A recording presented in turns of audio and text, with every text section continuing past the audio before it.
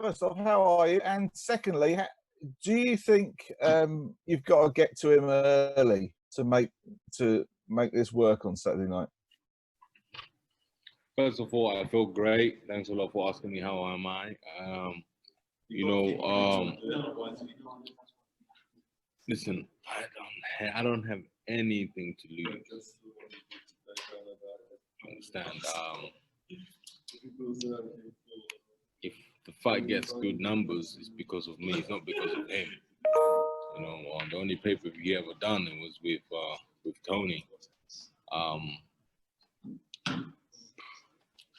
We are in great shape. Can they hear me? Can you hear me? Yeah. I'm in great shape. My mind is right. I'm just happy. I'm just happy I'm fighting this year because there's so much happening in the whole world for everybody. Everybody's facing difficult troubles in their lives and stuff like that. So I'm just happy that I'm fighting this year because most fighters are not going to fight this for another year and a half now. So I'm just happy I'm getting in it now. But do you think the way the fight's going to go, you're going to, we talked about it back in March, and you said you got to take it to him, you got to take him out of his comfort zone. I can't box. I have to go to him. So me to stand there and trying to pick a point and pick punches, I can't do that. It's the days of me fighting, chucking 2 punches. I have to chuck my punches in 3 or 4s, no, in 2s. I have to go in there with 2, 3, 4, 5 punches. So this fight, listen, put it this way. I'm a man who ain't got nothing to lose.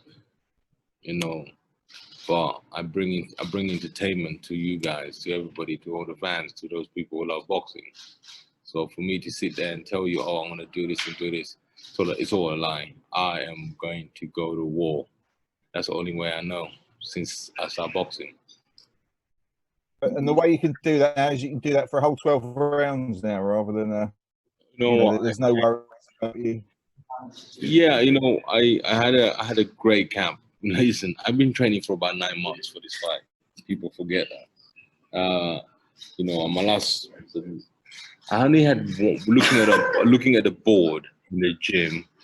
I had 1 week off since I boxed David Price. Is that a first, being that busy?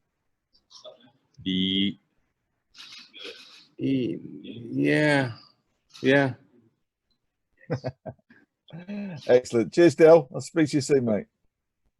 Okay, Joe from Seconds Out. Joe, do you want to jump in with a question, please? Yeah. Just a couple from me, Derek. First one is, being that, like you just said, you've had almost a year to train for this fight. How's that shaped you as a fighter? I think I got more patience now, with everything we're doing. I didn't have no breakdowns in my body or in my muscles or anything. I'm fit. Everything in my body is operating 100%. My mind is right. I think this is the best training camp I had since I became professional. There's no 8 weeks, 9 weeks to rush a job. This was a long grinding every day.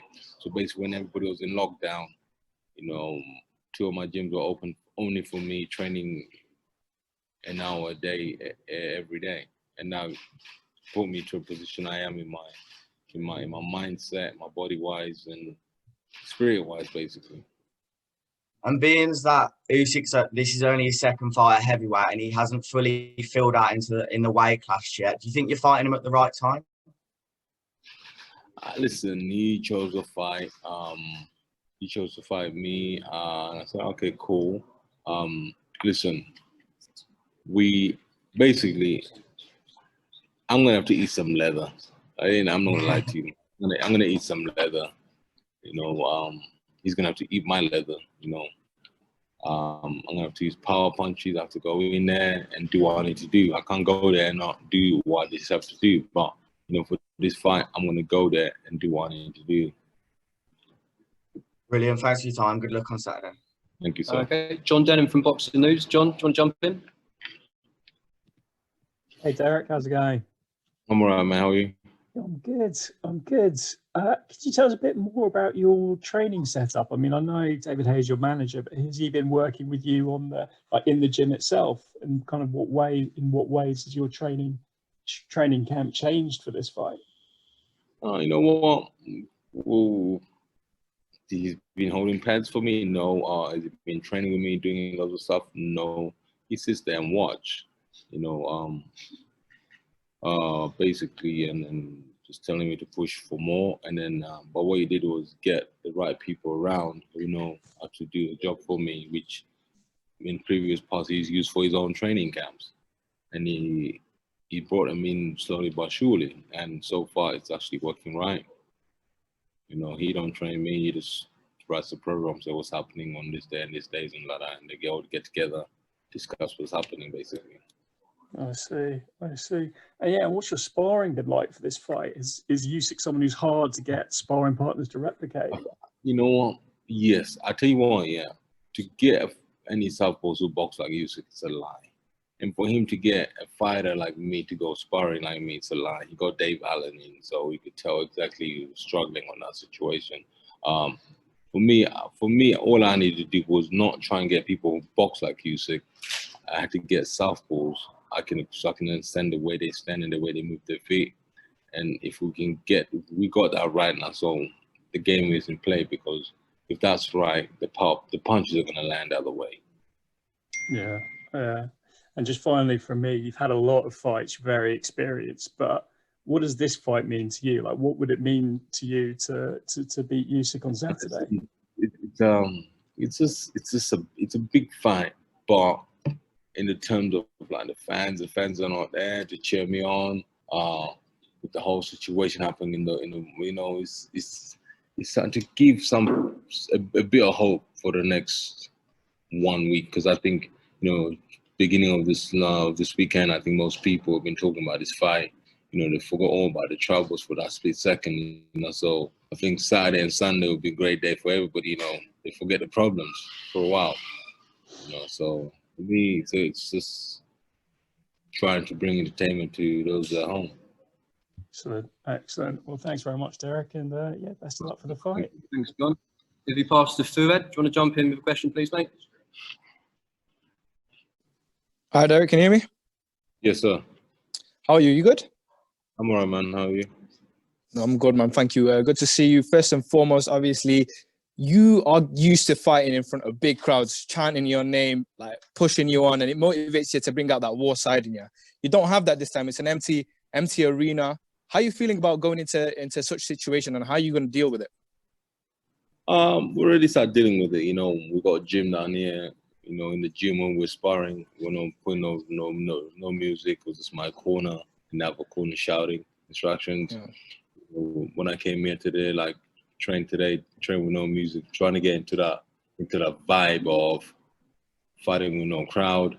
And this goes both ways, you know, because he's gonna be the same, you know, train. Sorry, 1 second. Josh, where's my water? Just oh, okay. Where's my box? Yeah. Okay. Don't leave my stuff. I'll entertain you, mate. Sorry, mate. So basically, you have to understand, this guy's boxing in front of a crowd as well. Since on the gold medalist, since he done all his whole career, he's never boxed behind closed doors.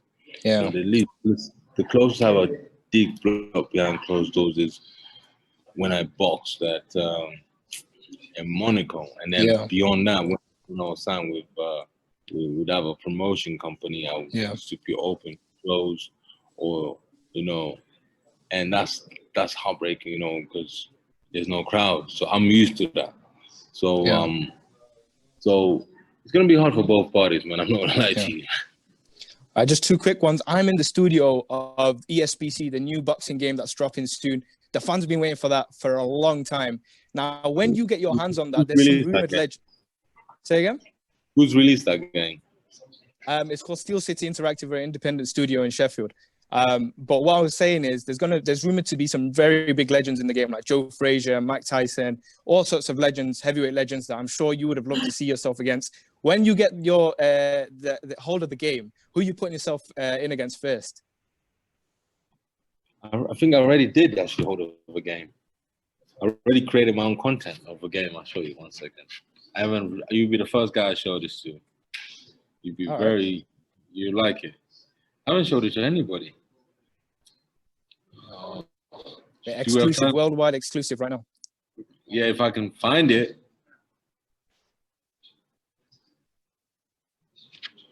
Dang, 1 second. I have to show this. It's quite cool, interesting. You like it. You want to see it?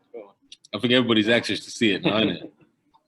Yeah, you've got us waiting now. I have to find it first, though, man. You know, lots of people have messaged. I don't save numbers, so I have to find who sent it. Oh my God. You know, I'll ask you a question and while I look for this. I've got the last one's a very independent question. I'm gonna save that, so I'll let you find it real quick. In the meantime, while Derek's looking for it, yeah, the David Charlesworth from Press Association. David, do you want to ask a question? I found it. Found it. See it? Yeah. Good. So basically, how can I? Well, I need to see myself first, fucking.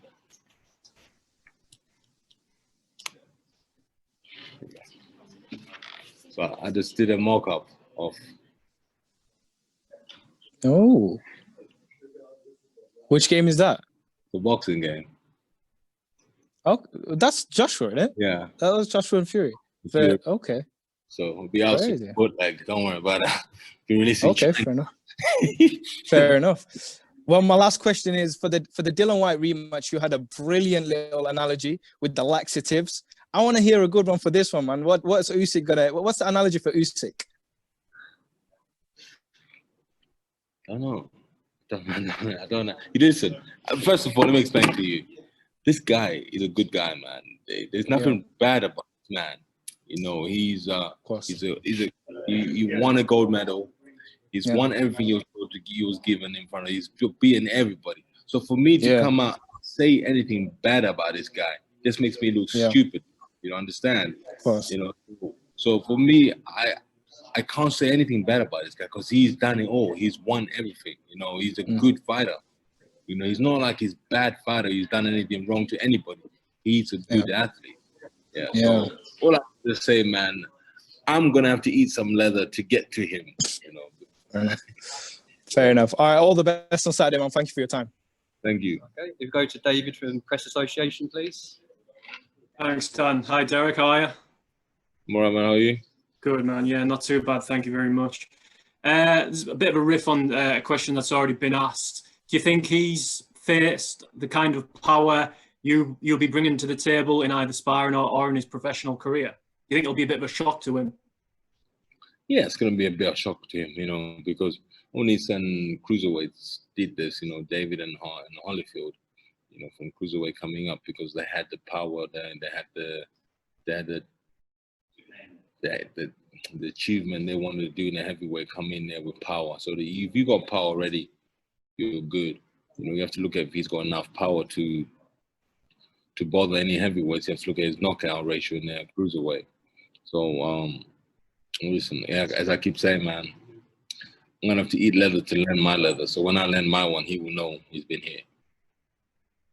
There's talk of obviously if Alexander wins, that he might face Joshua after. Do you think he's maybe looking past you towards that? Hey, listen, man. You know, man makes plan and God laughs at him, my friend.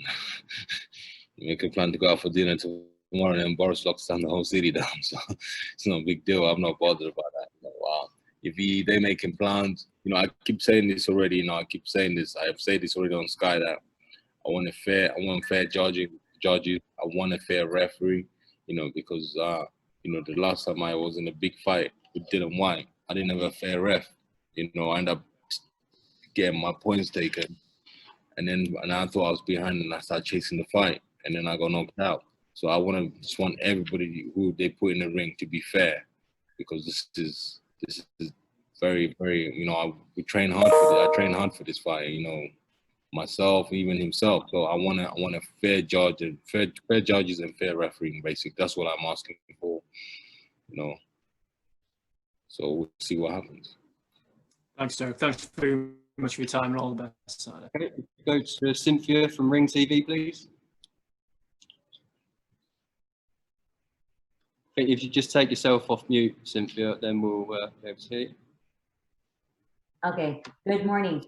I wanted to commend you both on the brilliant marketing you both had about this fight. It's made us all happy. It's true, you have made us forget about the troubles that we have been going on in the world.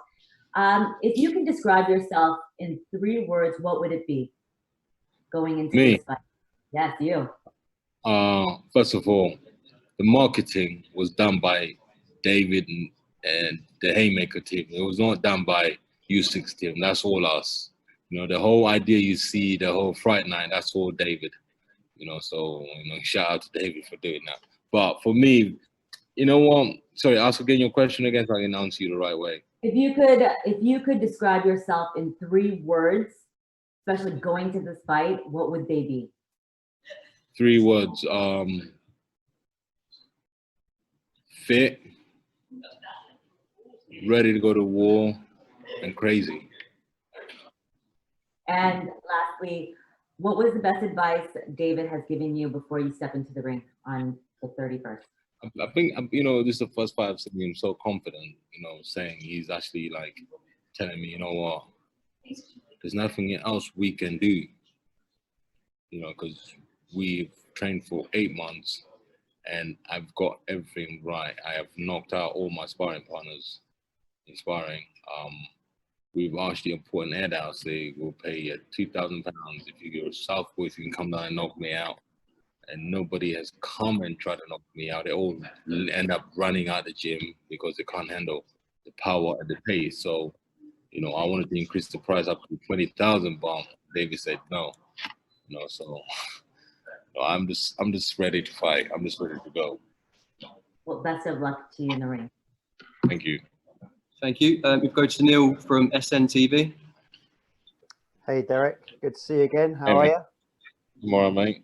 I just was speaking to David, and he said that, you know, this training camp was kind of like no other for you. He put you through what he called sickening levels of punishment to get ready for Usyk. I mean, what was it like, you know, having such a long time to prepare and taking yourself to places perhaps you'd never been before? Just take us inside that mindset and that training camp. But because when we announced the fight, we already knew we were fighting in time, like after we boxed David Price. So we were just looking for when we can announce, and everybody was trying to get the money balance and everything, like to get the right money and what date we can have this fight. So when that happened, we already started training. So people, when you tell people you're training this, you know, they expect fighters to train for 2 hours or 3 hours a day. No, that's not training. That's just stupid, basically. You know, what I did was train every day during lockdown for an hour. You know, and then when lockdown finished, I increased my training sessions from morning to the evening. So I would train in the morning for an hour, and I'll train in the evening for an hour. And that's it. That's what I did since David Price. So it was yes, for an hour you have to train hard for an hour. After that, it's done. But if you train for 3 hours hard, you're not going to train hard enough again for tomorrow. So totally, it's like a catch-22. Train once a day for an hour hard, and you just increase it afterwards. But what did he get you doing that he's saying you had kind of sickening levels of punishment? What did you have to encounter in this training camp to get yourself in this shape? For instance, basically, we did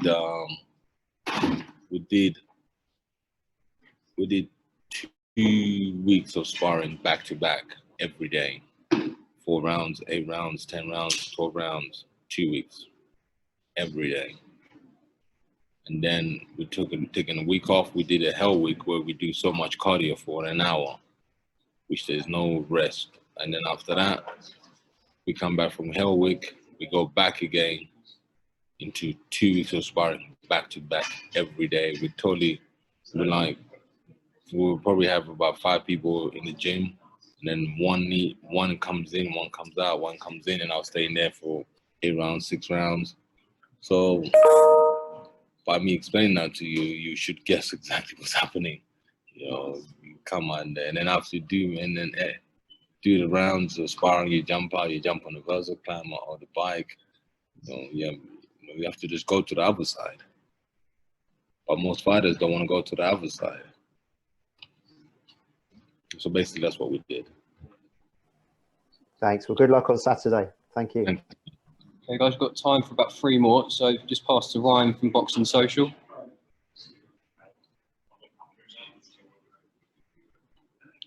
Hi, Derek. Thanks for joining us. Just the one question from me. In your career, your extensive career, you fought a who's who of heavyweights, a lot of the top names from not only this era, but also a decade ago. Where do you think Oleksandr will measure compared to the guys you shared the ring with in the past? He's in the top 10, bro. He's in the top 10. You know, he's won everything. He's coming up to heavyweight. He's a good fighter. You know, he's in the top 10. He's in my top 10, actually, to be honest with you. I'm a big fan of his as well, so he's in the top 10 of mine. And the last thing I want to ask you about, Derek, you touched on it a little bit before. I have no one question. You said you had one question. Sorry, can I sneak in one more? Is that okay? Okay, go on. A couple of weeks ago, David Haye put out an offer of £1,000 to anyone who could come down at the gym and knock you down. Did anybody at all take you up on that offer and come down at the gym, Derek?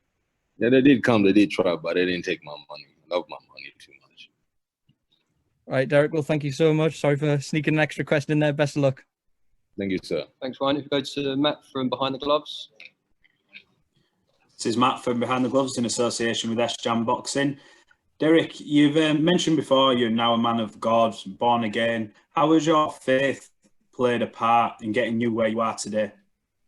Big time, big time. I'm not gonna lie to you. Faith is the right way to go, man. Because you know, after Monaco, I just looked at everything. I was like, I have to give something, you know. And I looked at both like great athletes out there, and I saw some of them like when things went all right, they went back to faith, and then I did the same thing.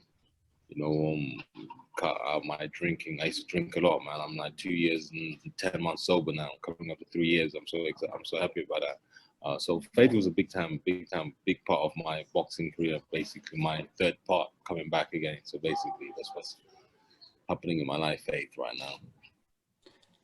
If successful on Saturday night, obviously that'll open the door for, you know, loads of different kind of opponents. I know you mentioned Tyson Fury.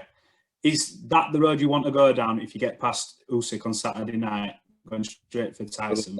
It's all about what the fans want to see, man. If they want to see me with Tyson Fury, if they want to see a rematch again with Dylan, it's all there.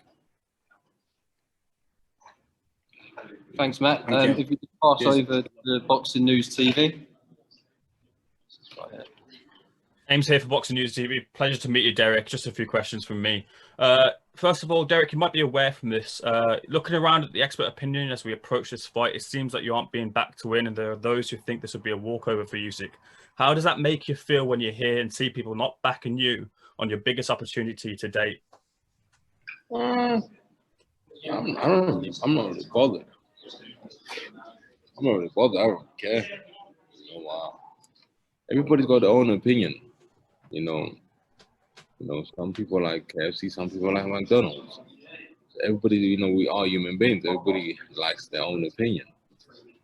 You know, when AJ lost the fight with Ruiz, they slandered him. They said so many things about him, and he said, when I win the rematch, you're gonna have to bow down to me. They're like, yeah, right. And then he won it. And then guess what? The same people are back on his tushes, you know. So, but it's just human beings. It's a way of human beings, how they are, you know. They have to say what makes them feel happy, and that's whatever happens. I don't really care, to be honest. What people say, the bookies say the same thing, so I'm not really bothered about that. David Haye is campaigning for you to become WBO mandatory if you beat Usyk. If you beat Usyk and it comes down to it, would you be willing to step aside and allow for a heavyweight unification for all the belts between Joshua and Fury, or would you want your shot enforced? Oh yeah, man. If Eddie Hearn comes with big numbers, I'll look at the numbers. If Tyson and AJ, what they're gonna get, if he offers me 50 mil, say that, step aside. I'll step aside. I don't mind. I'll step aside for the fans. If the fans want to see that fight, You know, we were promised the Deontay Wilder fight with AJ. They didn't make it happen. You know, people like, oh, fight this. But I think if it's meant, but you have to understand, Tyson has to fight Dylan or Alexander Povetkin, and he's gonna have to fight Deontay Wilder. Don't think by Deontay Wilder saying, "Oh, he's not fighting in December, so he's the contract is run out." No, it hasn't run out because this pandemic has messed up everything for everybody. So that's another excuse for them to say, you know what, the one fight deal is still happening right now. So, you know, I won't be surprised if we don't see Deontay Wilder back in the ring with Tyson Fury by next year summer. Okay, if we just move Steve to finish with. Only got time for one more, Steve. Sorry about that, mate. Hiya, Derek. It's Steve from Boxing UK. Derek, one of the things David said is in the past you've not quite been able to crack the elite level because you've only been given 80%, but for this fight you've been given 100%. What's that 20% difference and why now? There was nothing else to do in lockdown, man, apart from training. So you have to keep that 20%. Now joking. It was just, you know, when everything does comes together, you just understand boxing, and that's what's happening right now with me. Thanks, Derek. Best of luck on Saturday. Thank you, sir. Thanks. Take care. Everybody stay safe. Take care. Okay, so the Andy Scott for Star Sports Boxing next. Where? Just over there on that seat under the microphone. Thanks, Eric. Cheers. Thanks for your time, everyone, and sorry to anyone we can get a question there for. He's just got some broadcaster duties to do now, but really appreciate your time.